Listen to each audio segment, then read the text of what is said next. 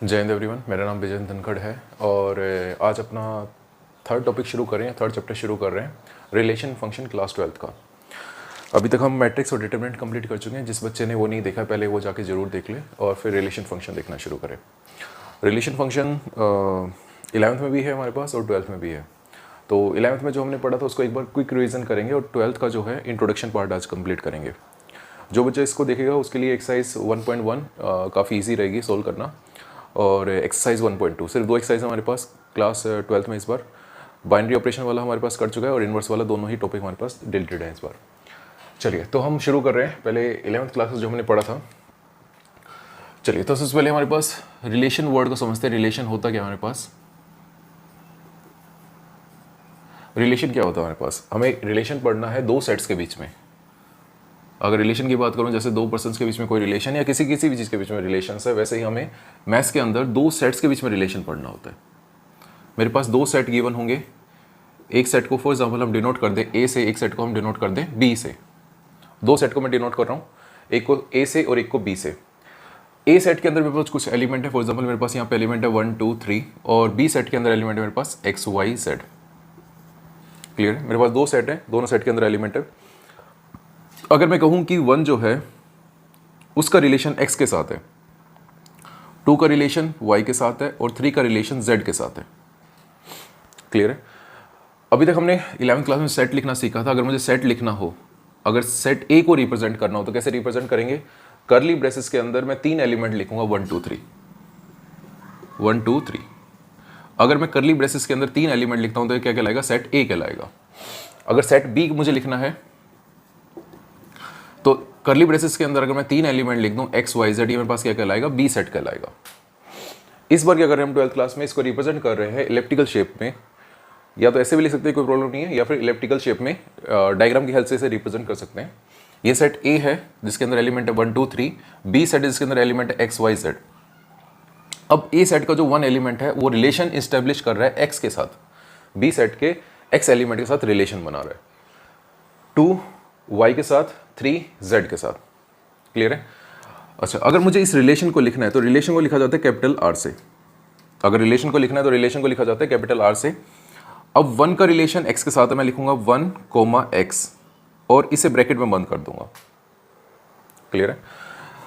अब मेरे पास ये जो है, ये जो मैंने लिखा है अभी यहां पे, इसको कहते हैं हम order pair. Order pair 1 x जो ब्रैकेट के अंदर मैंने लिखा है इसको हम कहते हैं ऑर्डर पेयर। वैसे ही 2 का रिलेशन y के साथ है और 3 का रिलेशन z के साथ है। अगर मैं इसको दो कर्ली ब्रेसेस के अंदर बंद कर दूं इन तीनों ऑर्डर पेयर को, तो मेरे पास ये रिलेशन r हो जाएगा। क्लियर है। रिलेशन r के अंदर मेरे पास कितने एलिमेंट हैं, ये भी एक सेट है मेरे पास, इसके अंदर 3 एलिमेंट है, वो तीनों के तीनों एलिमेंट ऑर्डर पेयर की फॉर्म में लिखे गए हैं। इन तीनों एलिमेंट को मैंने ऑर्डर पेयर की फॉर्म में लिखा गया है। अभी भी ये एलिमेंट है मेरे पास यहाँ पे 1x 2y 3z, ये मेरे पास 3 ऑर्डर पेयर है। इस सेट के अंदर 3 एलिमेंट है अभी फिलहाल। क्लियर है। अच्छा, अगर मैं फिर भी किसी को प्रैक्टिकल्स अगर समझाऊं, जैसे फॉर एग्जाम्पल मेरे पास यहाँ पे 3 स्विच है। अगर प्रैक्टिकल मुझे समझाना हो तो कि रिलेशन को कैसे इस्टेब्लिश करूँगा। 3 स्विच हैं इस रूम के अंदर और यहाँ पे मेरे पास इसी रूम में एक फ़ैन है और एक ट्यूबलाइट है। मान लेते हैं एक ट्यूबलाइट है और मेरे पास एक और एग्जांपल दे देते हैं कुछ भी। फॉर एग्जांपल यहाँ पे मेरे पास टीवी है, 3 स्विच है मेरे पास, ठीक है ना। ये ट्यूबलाइट है मेरे पास यहाँ पे और ये टीवी है मेरे पास यहाँ पे। अब S1 जो है, पहला स्विच जो है मेरे बोर्ड में, वो है, उसका रिलेशन जो है F के साथ है, फैन के साथ है। अगर मैं इसको प्रेस करूँगा तो मेरे पास फैन ऑन हो जाएगा। अगर मैं सेकंड स्विच को ऑन करूंगा, प्रेस करूंगा तो मेरे पास ट्यूबलाइट ऑन हो जाएगी, और थर्ड स्विच को अगर मैं प्रेस करूंगा तो मेरे पास टीवी ऑन हो जाएगा। तो वैसे ही मेरे पास यहाँ पे मैथ्स के अंदर मेरे पास 2 सेट गिवन होंगे, या हो सकता है 3 सेट हो। 3 सेट के बीच में हम रिलेशन एस्टेब्लिश करना सीखेंगे। अगर मेरे पास 2 सेट हैं, 2 सेट्स के मेरे पास एलिमेंट का जो रिलेशन मैं एस्टेब्लिश करूंगा उसी को हम रिलेशन आर से रिप्रेजेंट करते हैं और इनको कहते हैं हम ऑर्डर पेयर। क्लियर है। चलिए अब आगे देखते हैं इसमें। 11th क्लास में हमने पढ़ा था कार्टेशियन प्रोडक्ट। हो सकता है किसी बच्चे ने नहीं पढ़ा हो, याद नहीं हो, तो दोबारा ध्यान से देख ले। मेरे पास यहाँ पे 2 सेट हैं A और B। क्लियर है, A और B। अगर मैं कार्टेशियन प्रोडक्ट की बात करूं, अगर मैं कार्टेशियन प्रोडक्ट की बात करूं, कार्टेशियन प्रोडक्ट क्या होता है फिर से देख लेना एक बार। कार्टेशियन प्रोडक्ट को रिप्रेजेंट किया जाता है ए क्रॉस बी से। ए क्रॉस बी, मेरे पास जो पहला सेट होगा वो पहले लिखा जाएगा और दूसरा सेट जो होगा बाद में लिखा जाएगा। पहला सेट ए है, दूसरा सेट बी है, तो ए क्रॉस बी से डिनोट कर रहा हूं मैं। तो मेरे पास दो सेट है ए और बी, तो मैं रिप्रेजेंट करूंगा इसे ए क्रॉस बी से। अच्छा, कार्टेशियन प्रोडक्ट का मतलब क्या होता है? कार्टेशियन प्रोडक्ट मेरे पास होता है when every element of set A is related with every element of set B. जब ए सेट का हर एक एलिमेंट बी सेट के हर एक एलिमेंट के साथ रिलेशन एस्टेब्लिश कर लेगा तो उसको कहते हैं कार्टेशियन प्रोडक्ट। चलिए इसे रिप्रेजेंट करके दिखाता हूं, अगर नहीं समझ में आया तो देखना ध्यान से। अगर मेरे पास यहां पे कौन कौन से एलिमेंट है, मेरे पास 1 है, 2 है, 3 है, तो 1 का रिलेशन बी सेट के हर एक एलिमेंट के साथ होना चाहिए। 1 का रिलेशन x के साथ भी होना चाहिए, 1 का रिलेशन y के साथ भी होना चाहिए, 1 का रिलेशन z के साथ भी होना चाहिए। सिमिलरली 2 का रिलेशन x के साथ भी होना चाहिए, 2 का रिलेशन y के साथ भी होना चाहिए और 2 का रिलेशन z के साथ भी होना चाहिए। सिमिलरली मेरे पास 3 का रिलेशन x के साथ भी, 3 का रिलेशन y के साथ भी और 3 का रिलेशन z के साथ भी होना चाहिए। ऐसे रिलेशंस को हम कहते हैं कार्टेशियन प्रोडक्ट। इस रिलेशन को हम क्या कहते हैं? Cartesian product. कार्टेशियन प्रोडक्ट का मतलब क्या होता है? When every element of set A is related with every element of set B. जब ए सेट का हर एक एलिमेंट बी सेट के हर एक एलिमेंट के साथ रिलेशन एस्टेब्लिश कर लेगा तो उसको कहते हैं कार्टेशियन प्रोडक्ट। क्लियर है?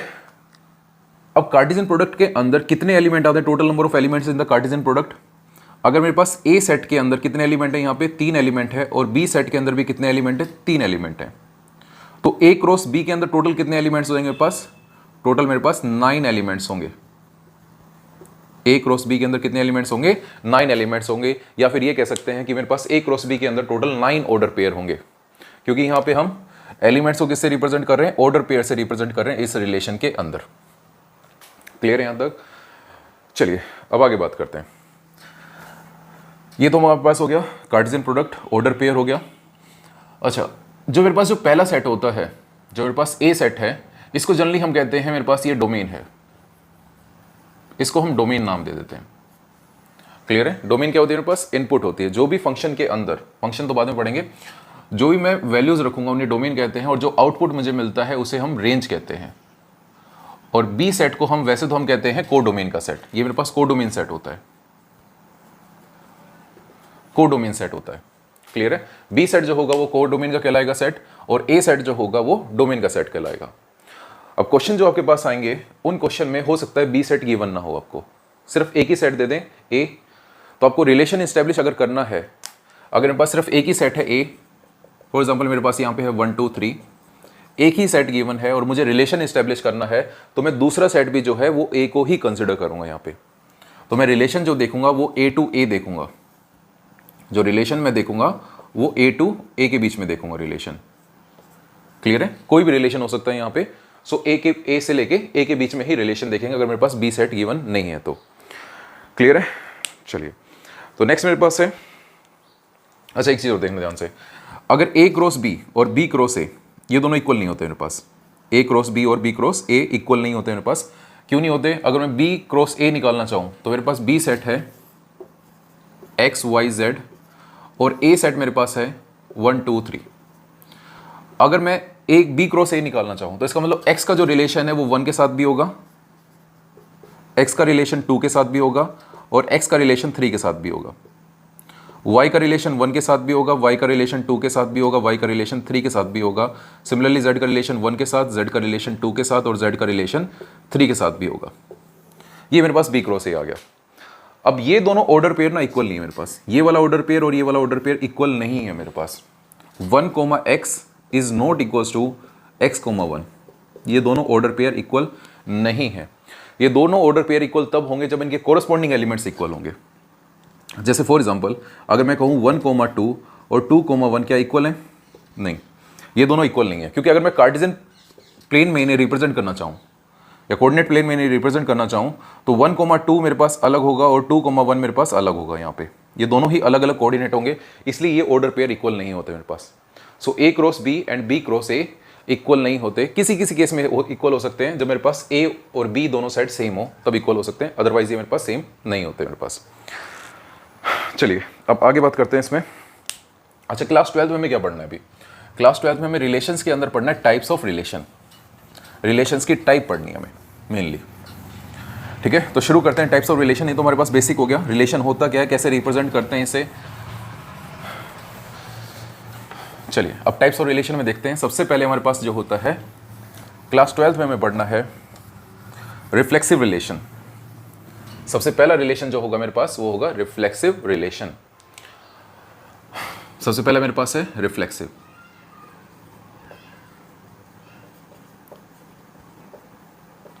रिफ्लेक्सिव रिलेशन क्या होता है? रिफ्लेक्सिव रिलेशन ध्यान से देखना, मेरे पास एक सेट गिवन होगा। फॉर एग्जाम्पल मेरे पास एक सेट है 1 2 3 जिसके अंदर एलिमेंट है 1 2 3, ये मुझे गिवन है। एक सेट मुझे गिवन है ए जिसके अंदर एलिमेंट है मेरे पास 1 2 3। अब मुझे एक रिलेशन गिवन होगा, यहाँ पे रिलेशन गिवन होगा और मुझे ये रिलेशन देख के बताना है कि ये रिलेशन जो है क्या ये रिफ्लेक्सिव है या नहीं है। तो ध्यान सुनना, रिफ्लेक्सिव रिलेशन क्या होता है मेरे पास। अगर मेरे पास कोई भी एलिमेंट जो कि सेट ए से बिलोंग कर रहा है, कोई भी एलिमेंट जो कि सेट ए से बिलोंग कर रहा है, ये स्मॉल ए क्या रिप्रेजेंट कर रहा है? इन सब एलिमेंट्स को रिप्रेजेंट कर रहा है। 1 2 3 को रिप्रेजेंट कर रहा है स्मॉल ए, कैपिटल ए किसको रिप्रेजेंट कर रहा है? इस सेट को रिप्रेजेंट कर रहा है जिसके अंदर एलिमेंट है 1 2 3। क्लियर है? अगर मेरे पास कोई भी एलिमेंट जो सेट ए के अंदर बिलोंग कर रहा है तो उन एलिमेंट्स का डबलेट उस रिलेशन के अंदर होना चाहिए। क्लियर है? हर एक एलिमेंट का डबलेट अगर रिलेशन के अंदर प्रेजेंट है तो ऐसे रिलेशन को हम कहते हैं रिफ्लेक्सिव रिलेशन। अब इसे कैसे लिखेंगे देखना ध्यान से।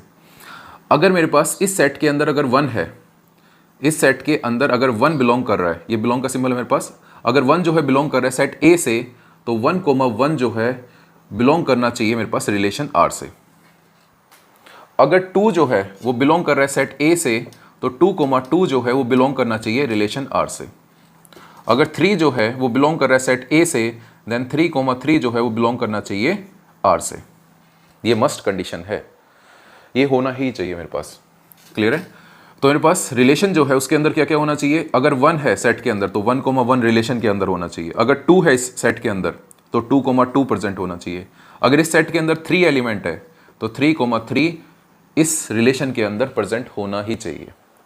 अच्छा, इसके अलावा कोई एलिमेंट आ जाए तो कोई दिक्कत नहीं आ सकता है, बट ये 3 ऑर्डर पेयर मस्ट प्रेजेंट होने चाहिए मेरे पास। अगर 1 2 3 एलिमेंट है मेरे पास तो 1 1 2 2 3 3 इस रिलेशन के अंदर प्रेजेंट होने चाहिए। इसके अलावा कुछ भी आ जाए कोई फर्क नहीं पड़ता। फॉर एग्जांपल 1 2 आ जाए, 1 3 आ जाए, कोई फर्क नहीं पड़ता, चाहे कुछ भी लिख देना इसके अलावा। ये रिलेशन जो है ये रिफ्लेक्सिव रहेगा मेरे पास, ये रिलेशन जो है ये रिफ्लेक्सिव रहेगा। एक एग्जांपल और दे देता हूँ। मेरे पास फॉर एग्जांपल एक सेट है ए जिसके अंदर एलिमेंट है X Y Z and P.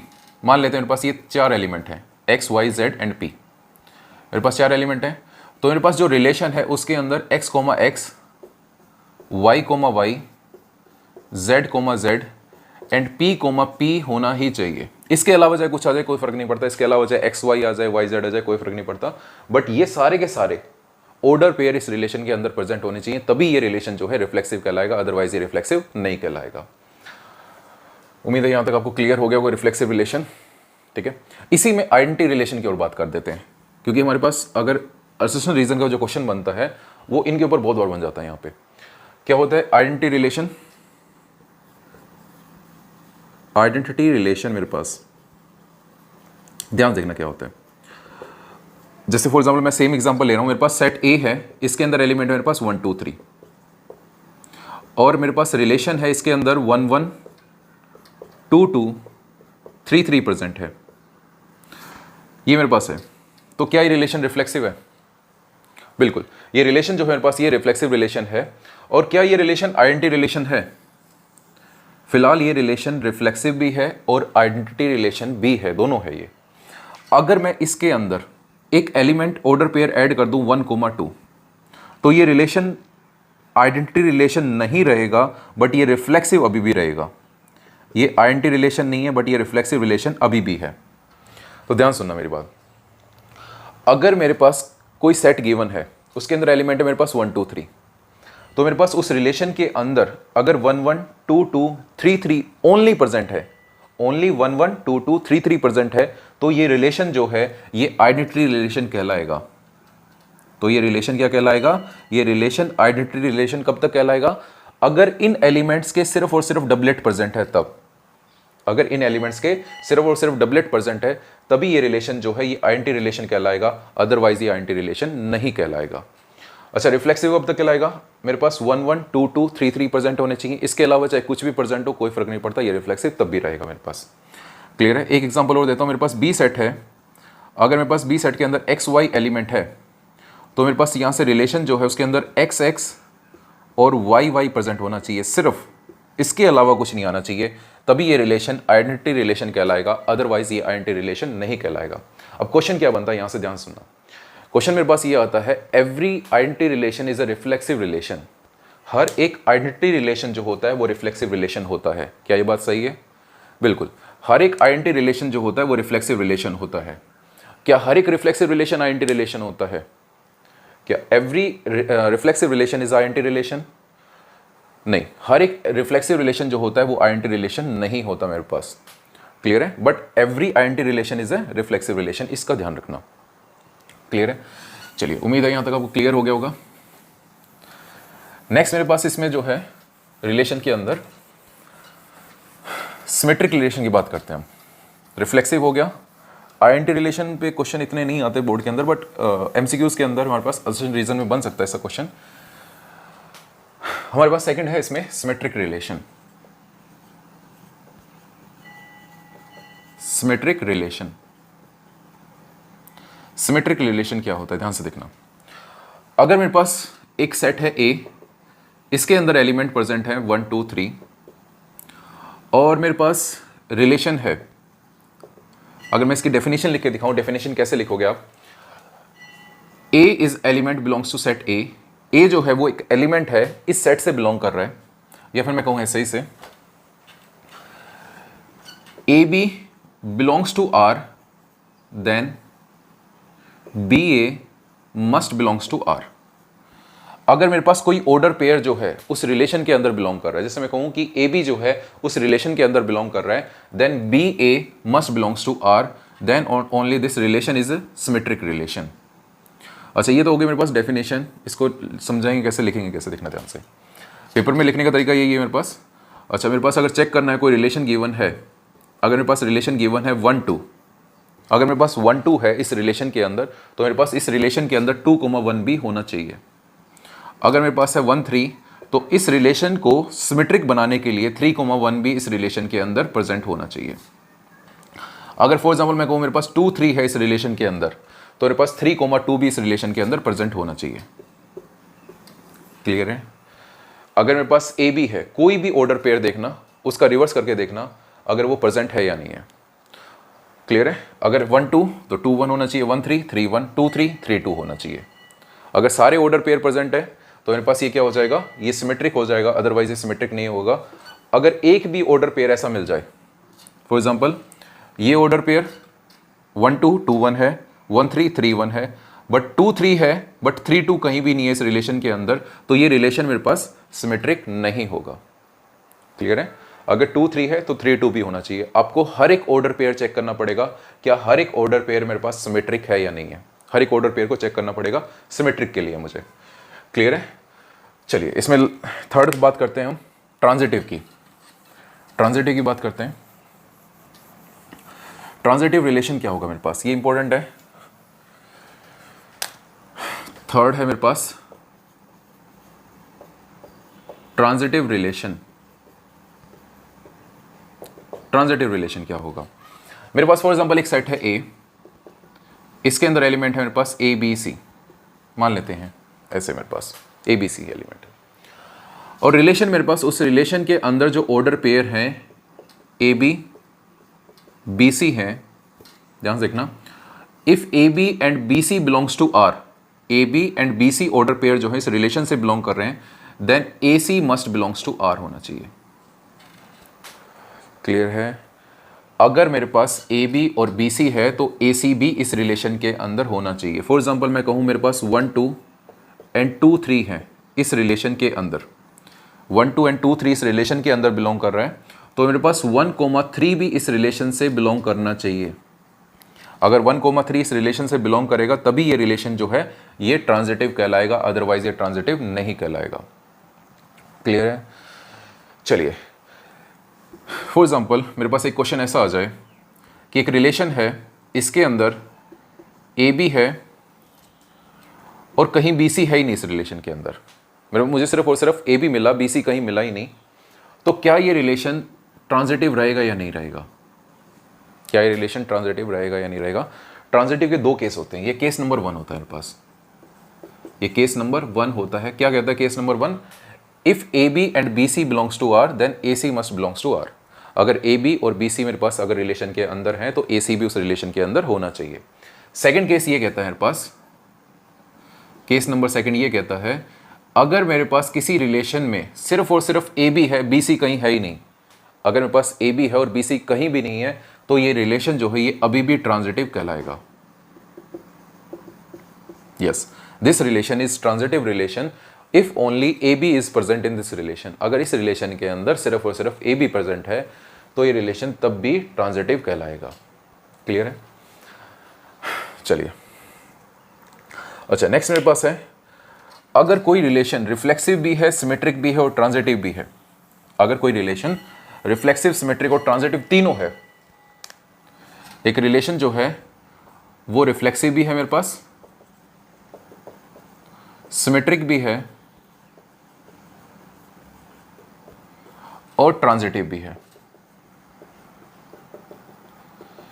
तो ऐसे रिलेशन को हम कहते हैं, अगर कोई रिलेशन ऐसा है तो ऐसे रिलेशन को हम कहते हैं इक्विवेलेंस रिलेशन। ऐसे रिलेशन को क्या कहते हैं? इक्विवेलेंस रिलेशन कहते हैं। जो रिलेशन सिमेट्रिक भी हो, रिफ्लेक्सिव भी हो और ट्रांजिटिव हो, ये तीनों अगर है तो वो रिलेशन जो है मेरे पास इक्विवेलेंस रिलेशन कहलाएगा। क्लियर है? ये तो हमारे पास बेसिक था इस चैप्टर का। अच्छा, फॉर एग्जांपल एक क्वेश्चन भी करवा देता हूँ इसके ऊपर ताकि आपको क्लियर हो जाए। जैसे फॉर एग्जांपल मेरे पास एक क्वेश्चन है, चलिए देखते हैं। एक क्वेश्चन मेरे पास यहाँ पे एक रिलेशन है आर, इस रिलेशन के अंदर such x, y such that y is equal to 3x, y is equal to 3x, x belongs to n and y belongs to n। दोनों के दोनों किससे बिलोंग कर रहे हैं? नेचुरल नंबर से। जैसे आपने 11th क्लास के अंदर सेट बिल्डर फॉर्म लिखनी सीखी थी, वैसे ही रिलेशन को हम रिप्रेजेंट कर रहे हैं यहाँ पे सेट बिल्डर की फॉर्म में। And x must less than 4, x की जो वैल्यू है वो लेस देन 4 है मेरे पास। चलिए देखते हैं क्या है मेरे पास। अगर x की वैल्यू लेस देन 4 है तो मेरे पास x जो सेट है, ये सेट x है मेरे पास, पहला सेट है, और ये मेरे पास y सेट है। ये सेट x है और ये सेट y है मेरे पास। x की वैल्यू क्या क्या रख सकता हूँ? नेचुरल नंबर हो सकती है 1 2 3, ये रख सकता हूँ। अच्छा, y की वैल्यू मुझे क्या मिलेगी यहाँ पे? y जो मेरे पास किससे बिलोंग करेगा? नेचुरल नंबर से बिलोंग करेगा, x भी नेचुरल नंबर से बिलोंग करेगा और x लेस देन 4 रहेगा। क्लियर है? x क्या रहेगा मेरे पास? लेस देन 4 रहेगा। अब मैं x की वैल्यू अगर 1 पुट करूं यहाँ पे तो मुझे y क्या मिलेगा? 3 मिलेगा। अगर x की वैल्यू 2 पुट करूं तो y कितना मिलेगा मुझे? 6, और 3 पुट करने पे y कितना मिलेगा? 9। सो मैंने 1 पुट किया तो 3 मिला मुझे, 2 पुट करने पे 6 और 3 पुट करने पे क्या मिला मुझे? 9 मिला। तो अगर मुझे इस रिलेशन को लिखना है तो इस रिलेशन को कैसे लिखूंगा? इस रिलेशन को मैं लिखूंगा 1,3, 2,6 एंड 3,9। ये मैं इस रिलेशन को इस फॉर्म में लिखूंगा। अब अगर मैंने इस रिलेशन के अंदर 1 पुट किया, अगर इस रिलेशन के अंदर मेरे पास, क्या ये रिलेशन मेरे पास रिफ्लेक्सिव है? मुझे ये चेक करना होगा। क्या ये रिलेशन सिमेट्रिक है? क्या ये रिलेशन ट्रांजिटिव? मुझे ये चेक करना होगा। ठीक है, अब देखते हैं ध्यान से। रिफ्लेक्सिव के लिए सबसे पहले चेक करते हैं क्या ये रिफ्लेक्सिव है या नहीं है। इस सेट के अंदर मेरे पास एलिमेंट 1 है। 1 जो है इस सेट से बिलोंग कर रहा है, सेट ए से मेरे पास बिलोंग कर रहा है, सेट एक्स से बिलोंग कर रहा है। 1,1 इस रिलेशन से बिलोंग करना चाहिए, जो कि मुझे कहीं भी नहीं दिखाई दे रहा है इसके अंदर। क्लियर है? 1 मेरे पास सेट ए है, अगर 1 मेरे पास सेट ए से बिलोंग कर रहा है तो मेरे पास 1,1 इस रिलेशन से बिलोंग करना चाहिए, तभी ये रिफ्लेक्सिव होगा, अदरवाइज ये रिफ्लेक्सिव नहीं होगा मेरे पास। तो it is not reflexive, it is not reflexive.